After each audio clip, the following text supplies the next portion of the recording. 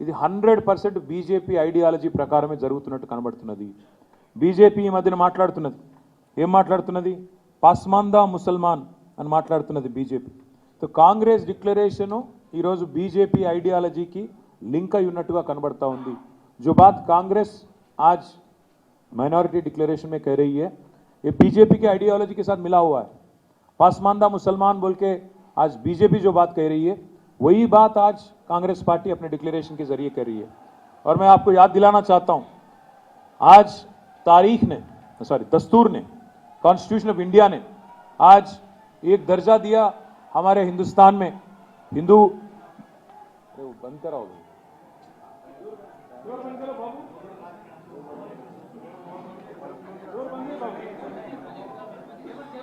చలపతి చూడమ్మా, చలపతి బయట పోయి చూడు, విష్ణు బయట పోయి చూడుకున్నాం. दस्तूर ने साफ साफ कहा कि हिंदुस्तान में मुसलमान, सिख और ईसाई तीनों भी रिलीजियस माइनॉरिटीज हैं. कॉन्स्टिट्यूशन ऑफ इंडिया साफ कहती हैं कि मुसलमान और मुस्लिम, क्रिश्चियन और सिख तीनों भी आज रिलीजियस माइनॉरिटीज हैं. आज कांग्रेस पार्टी के डिक्लेरेशन ये कहता है, ये बोलता है कि एक कास्ट सेंसस करेंगे और सभी को इंक्लूडिंग माइनॉरिटीज को हम मिला देंगे बीसीस में. क्या होगा इससे? दोनों का नुकसान होगा. एक तरफ नुकसान होगा बीसीस का, दूसरे तरफ नुकसान हो जाएगा माइनॉरिटीज का. क्योंकि अगर बीसीस में आपको शामिल कर देंगे तो इससे क्या होगा? अल्टीमेटली ये होगा कि कोई अलग से माइनॉरिटी वेलफेयर डिपार्टमेंट नहीं रहता, अलग से माइनॉरिटी वेलफेयर का बजट नहीं रहता, माइनॉरिटी कमीशन नहीं रहता, और साथ ही साथ माइनॉरिटीज कॉरपोरेशन भी सारे के सारे जब्त हो जाएंगे, सारे के सारे खत्म हो जाएंगे. ये आज कांग्रेस पार्टी का मतलब सोच है. कांग्रेस पार्टी का जो सोच है आज बीजेपी का आइडियोलॉजी से मिलता है. बीजेपी बार बार आज कह रही है पासमानदा मुसलमान, और लगता है कि कांग्रेस ने भी वही पन्ना, वही पेज आज निकाल के एक कोशिश कर रही है ताकि बैकवर्ड क्लासेस का और मुसलमानों का खास और माइनॉरिटीज का झगड़ा हो जाए. एक और मसला यह है इसमें कि एक मर्तबा, एक ही बार 2006-7 में एक बीसीई कैटेगरी क्रिएट किया गया, खास क्योंकि रिजर्वेशन देना था. बट इसका मतलब ये नहीं कि हर मुसलमान बीसीई में आता, बैकवर्ड क्लासेस में आता. ये नासमझी जो है कांग्रेस पार्टी की, ये जो मुझे नासमझी भी नहीं, ये तो मुझे लग रहा है कि कोई साजिश है दोनों के बीच में एक झगड़ा करने का. मैं इसलिए ये बात कह रहा हूं क्योंकि आज का कांग्रेस पार्टी का अध्यक्ष जो पे यहाँ पे है, वो खुद बीजेपी से ताल्लुक रखने वाला आदमी है, आरएसएस आइडियोलॉजी में विश्वास रखने वाला आदमी है. तो इसलिए मैं कह रहा हूं, ये जो डिक्लेरेशन बनाए, लगता है कि ये कांग्रेस ऑफिस में नहीं, बीजेपी के दफ्तर में बन के निकली बात.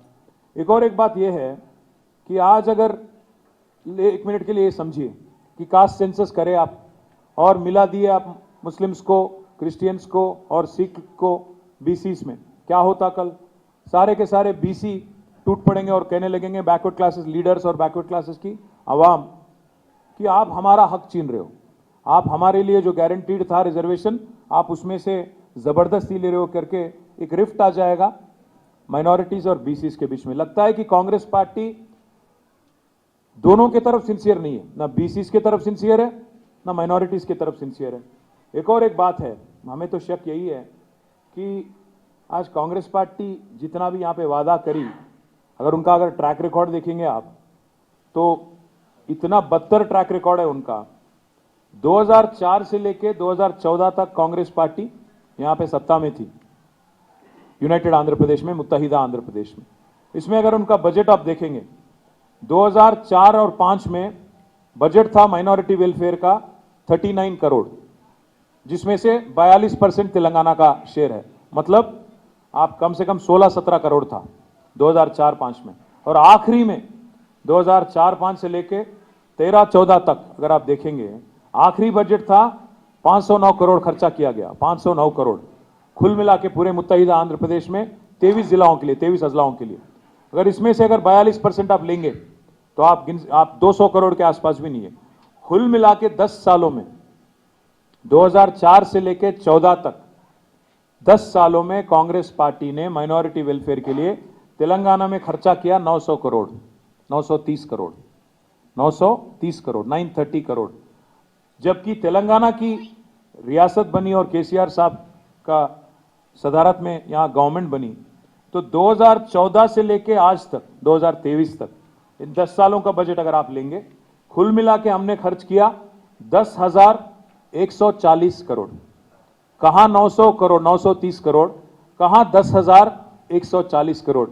ये मैं आपके लिए दे देता हूं, आप जरूर देख सकते हैं आप सभी लोग। అంటే 10 సంవత్సరాల్లో కాంగ్రెస్ పార్టీ, కాంగ్రెస్ ప్రభుత్వం ఇక్కడ ఉమ్మడి ఆంధ్రప్రదేశ్లో మైనారిటీ వెల్ఫేర్కు ఖర్చు పెట్టింది మొత్తం 930 కోట్లు అయితే, తెలంగాణ వచ్చిన తర్వాత తెలంగాణ ప్రభుత్వం ఖర్చు పెట్టింది 10,139 కోట్ల 11 లక్షల రూపాయలు. అంటే వాళ్ళ పెట్టిన దాని మీద చూస్తే దాదాపు 11 రెట్లు ఎక్కువ ఖర్చు పెట్టింది తెలంగాణ ప్రభుత్వం. అది మాత్రమే కాదు, వాళ్ళ కాంగ్రెస్ పార్టీ సిన్సియారిటీ వాళ్ళు మాట్లాడుతున్నారు. కేటీఆర్ మాట్లాడారు. ఇప్పటి వరకు లైవ్ చూసాం. షార్ట్ బ్రేక్ తీసుకుందాం. Stay tune.